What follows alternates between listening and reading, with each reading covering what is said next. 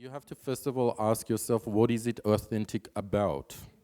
I mean, Parajanov is not a scholar, he's not an ethnographer, he's an artist, and we're dealing with an artwork, and every artwork is a work of fiction. Yeah? Yeah.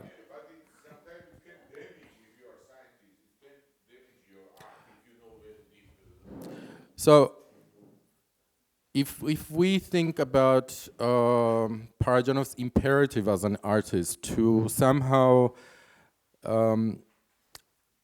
embody and make tangible the spirit of a place and the spirit of the people, the Gutsul people, who weren't really visible. I mean, they were this kind of forgotten, almost like, I don't know, how can I put it, like a tribe out in the mountains. And, you know, it wasn't a culture or a story that had a visibility in a kind of a social-political sense. So this is an artist coming there, he's curious, his imagination is triggered, and he wants to make a representation that somehow not only makes the viewer empathize, but makes them very conscious of a specific presence as a difference. You know, because you're very aware when watching Both Shadows of Our Forgotten Ancestors, Color of Pomegranates, Legend of Suram Fortress, and Ashik Kerib, of a difference.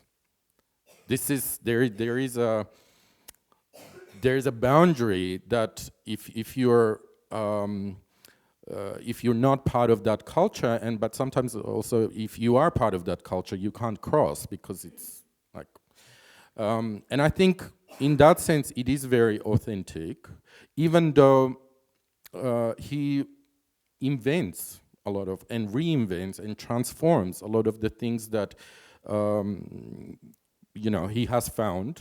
For example, a lot of the objects, a lot of the clothes, a lot of the rituals, and he gives them an entirely different resonance, both aesthetically but also semantically and symbolically, right?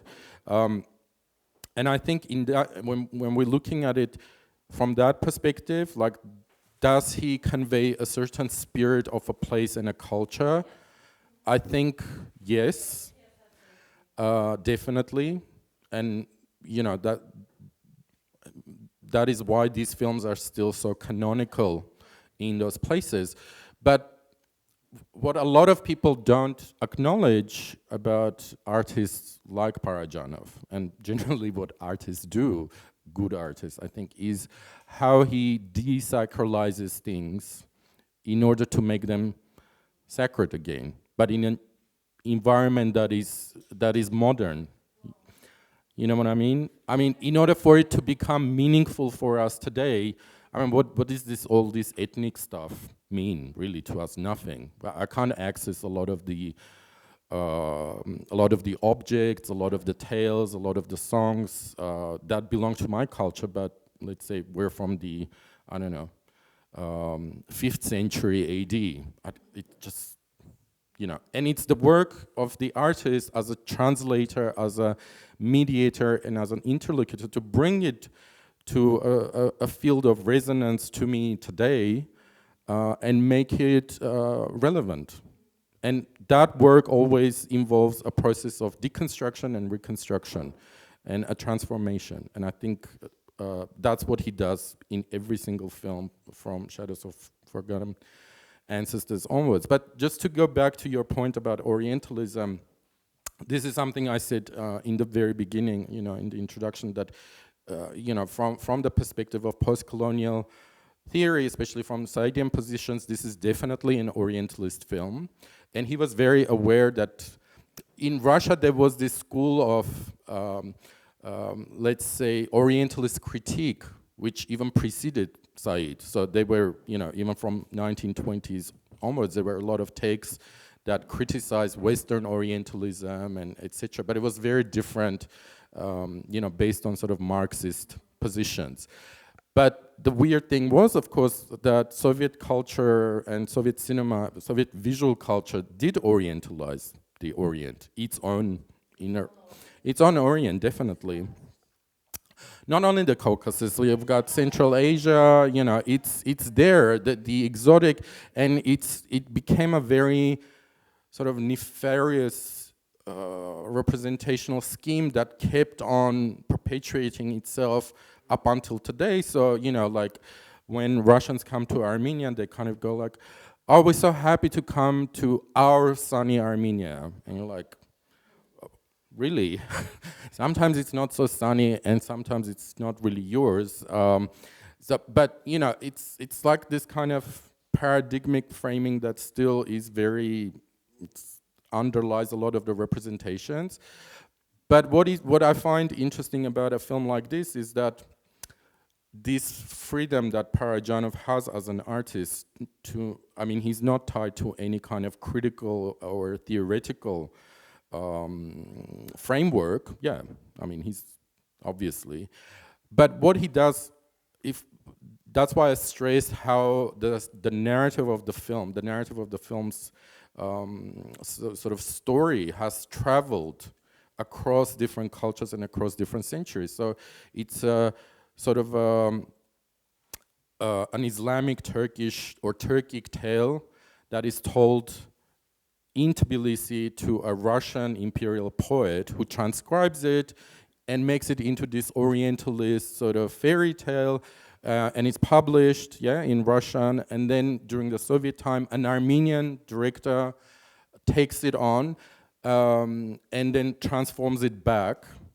Yeah, because there's definitely work of transformation, and you know, makes this sort of modernist, aesthetic, formalist film, because this is definitely a formalist film, which then goes back out into the international sort of scene as a great work of modernist international cinema, as a work of art house cinema. That's how the film was initially presented, and that's how Parajanov himself started kind of presenting himself at the end of the 80s. Like, he's not just a Soviet filmmaker or just an Armenian filmmaker, he's a filmmaker on par with all the great authors of European cinema, like Fellini, Pasolini, and he keeps citing them when talking to this film.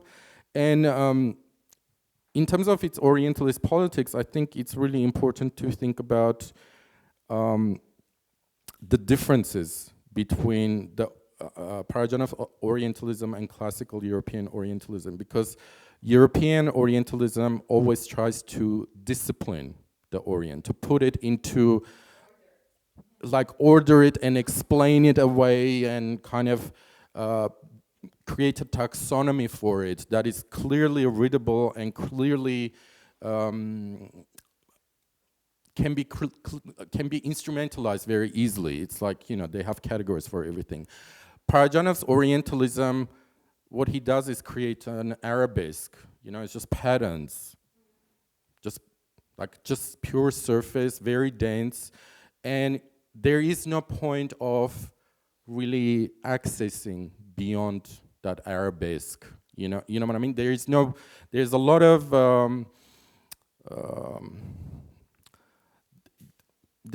there's a lot of ambiguity in the film that you can't sort of explain away, even if you start decoding the symbols or trying to sort of say, well, this signifies that and that signifies the other.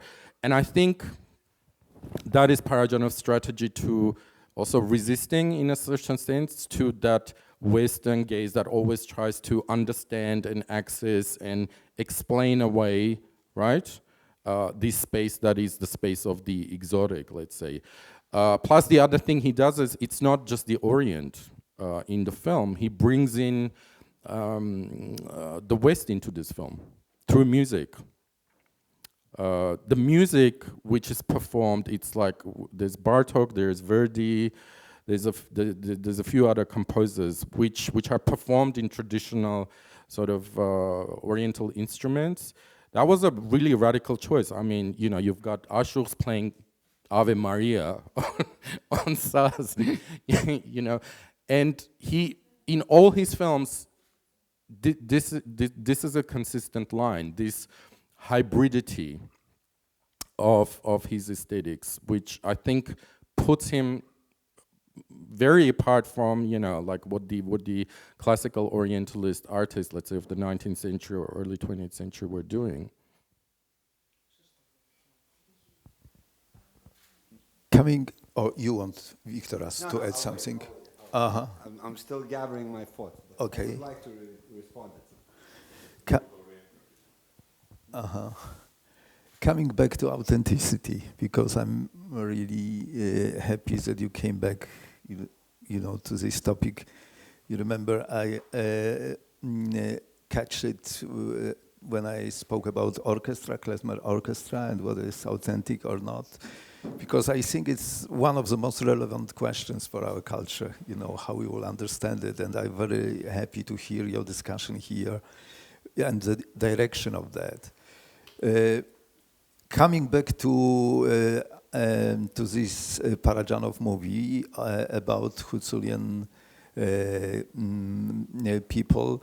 Now, so I visited Krivoruvnya, Ksenia, I think 2-3 years ago, and so you have this house because it was during special, it was built specially for Parajanov by Huzuls. Yes, so there was a time when he came to them and he fell in love with their culture. He did a deep research about the whole Huzulian culture. That's why this movie appeared, yes, that he was in love in that. And they were in love with him. Yeah? So they decided, because there was not as traditional house survived, during Soviet time, and not enough big, so they decided to build it for him. Now it is a museum of Huzulian culture, yes, but it doesn't mean that it is something new invented by Parajanov, especially for the film. It was this effort of working together with people to do something what we feel it is authentic and it is ours, and we are offering you as a gift this, yes, house. So. What I want to, and Parajanov did as deep research as Pasolini for Medea, for example. It was at that time in the 70s, late 70s, what they knew about Kolchis.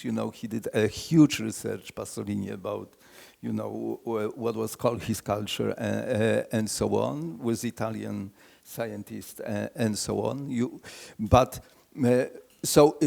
I wouldn't say, because I absolutely agree with you, Vigen, when you say that it is like transformation through the art and translation, but I wouldn't say it is new. Yes, that there is something in that kind of work then which makes Huzulians immediately recognize that this is ours.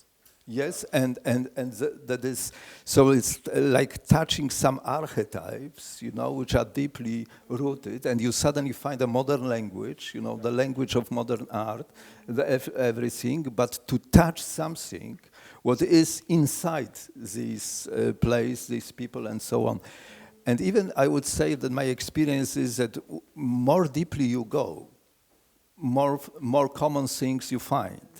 Yes, and that's, I'm not surprised that Archie find, the Georgian spirit or elements, the ideas. Yeah, because, yeah, but some details, yeah, symbols, but for me it's very natural, yes, that it works like that. So that I think is something fascinating, how you find through the art the way of something what is common, or we share in common like archetypes, and you find that expression. When I remember, in Tbilisi, I was it was in National Museum exhibition, you remember, about the Persian portrait. Yeah, 7 years, yes, 7, yes. I saw, my God, I'm in Parajanov world.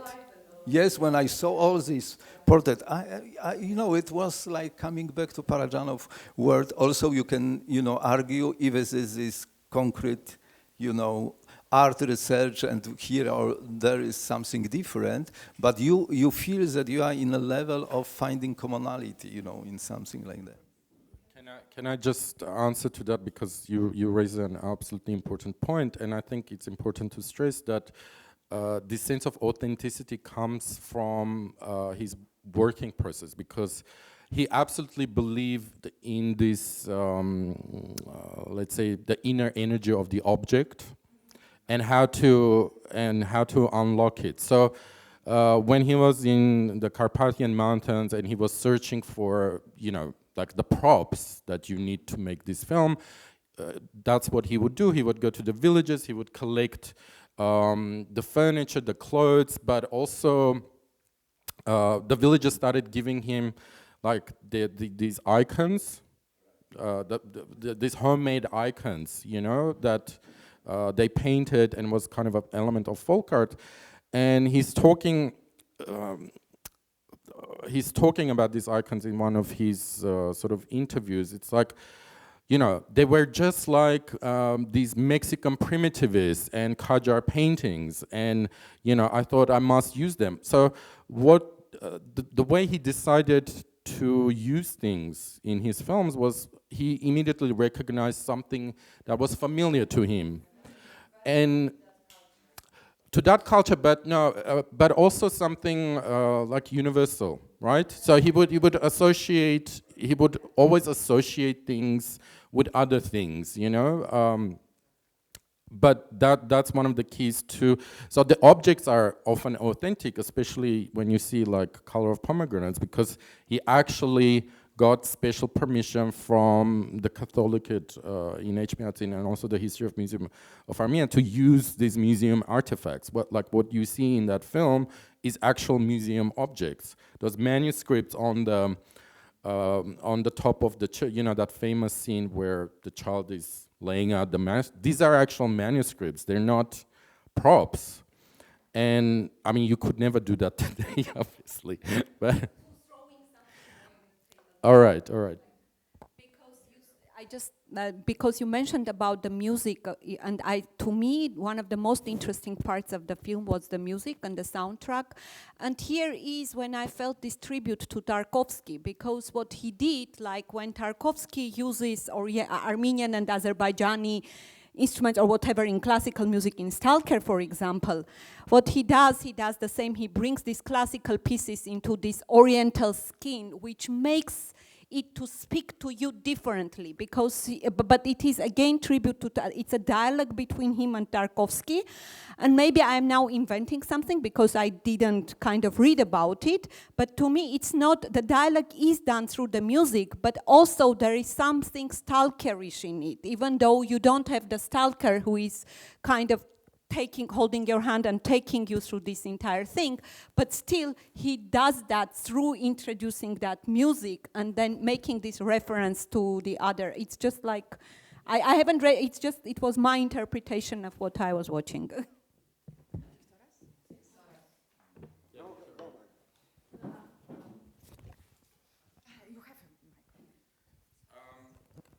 I mean, we can like really go on and on and on about these fascinating questions and conundrums that he brings up, but I sort of also want to tie this discussion closer to, the topic of the seminar, and this idea of the borderland. And one of the ways, of course, I'm thinking about Parajanov and his art is that it is of him as an artist and his art as something that comes from this peripheral or borderland territory, because it is on the borderland of conventional cinema.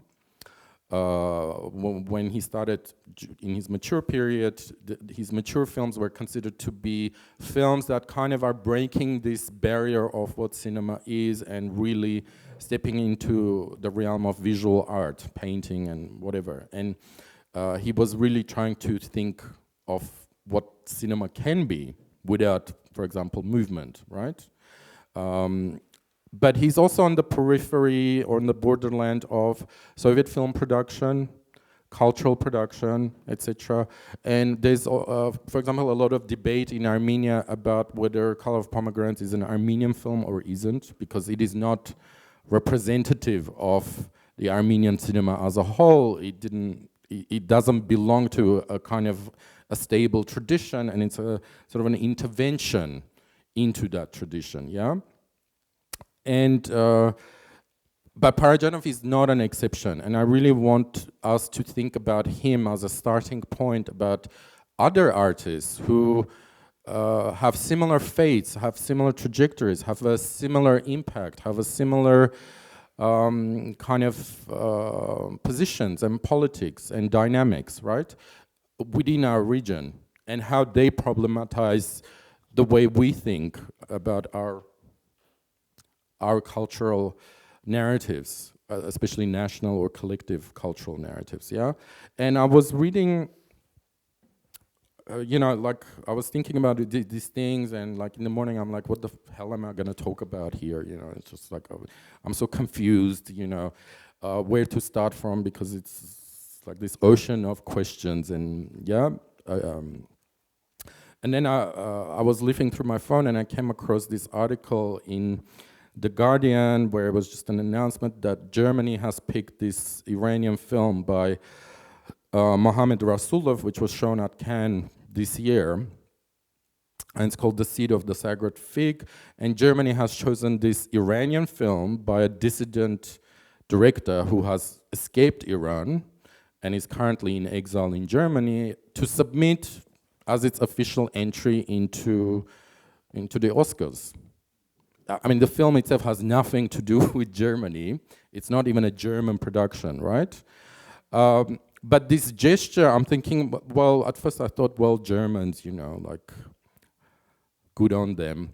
But it's also a strange thing, you know, like, how does this, what does this say? What is it trying to convey?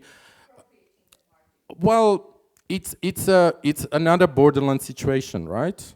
In this sense, where you have this meta-nation taking a work by a dissident, an oppressed director, and presenting it as a representation of its cultural values and cultural whatever, right? And then I thought, well, who can do that? Like, what communities, what political frameworks, what political spaces and institutions, or countries, whatever you want to call them, can actually allow themselves to do this kind of gesture? You know, because it's very meta gesture in the sense of cultural politics. And then I thought, well, yeah, perhaps only if you're Germany and France and, you know, UK, I can't see Armenia being able to make such a gesture, to go into that space where it has such certainty of itself and its borders that it can allow to take on the other as a representation of the self. And then I was thinking back to an entirely different situation where I was researching these sort of art exhibitions in Tiflis at the end of 19th century.